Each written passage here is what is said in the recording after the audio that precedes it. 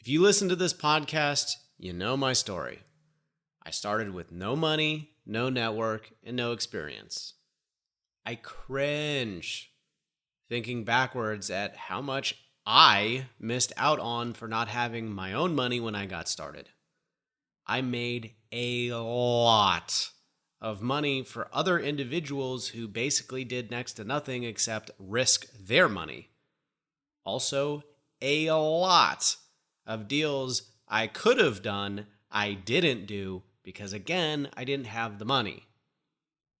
One of the most frequent excuses I see people cite as the reason they struggle to or can't get started in mobile home parks is lack of funds.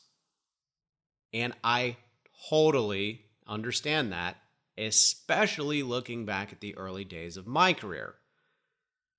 However, I don't want to belabor the point that you don't need money to get started in this business. I'd rather point out something ironic. Starting with money is actually a disadvantage. Yes, starting with money can prove dangerous and stunt your growth. Now that I finally have a bit of spare cash, I find myself outsourcing more. Money buys back my time. However, when I started, I couldn't hire a bookkeeper, property manager, fancy software, virtual assistants, or anything like that. I had to do it all myself.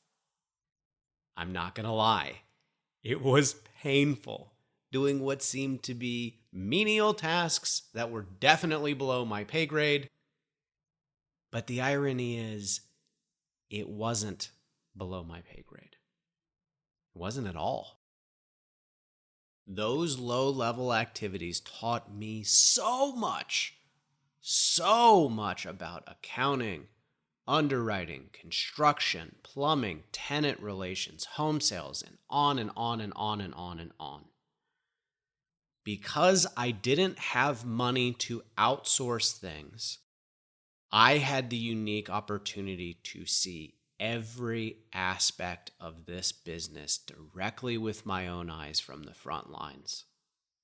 If I had money when I began, I likely would have opted for the easy, lazy route and argued that my time was better spent on higher value activities. And I would have missed the point that when you're starting out, the lower value activities are actually about equal to those high value activities.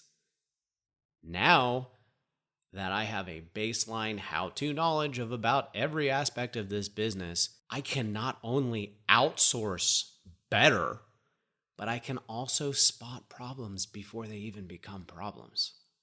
In this way, my outsourcing today has become smarter for the time investment in lower value activities that I did yesterday because, again, I didn't have the luxury of being able to outsource them.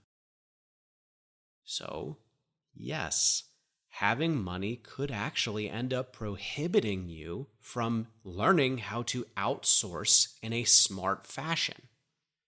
But why am I also saying the word dangerous?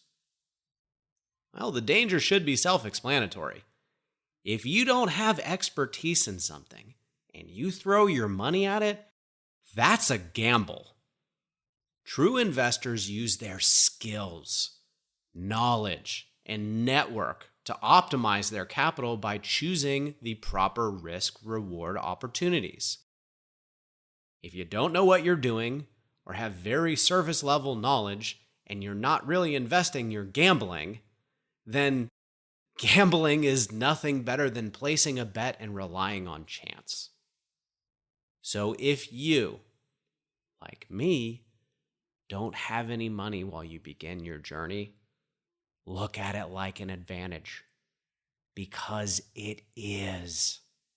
And if you are starting with money, don't let your money be a crutch preventing you from learning. Go out there and be better than the person who is too good for those lower level activities. Learn each aspect of this business so you can be a better smarter outsourcer.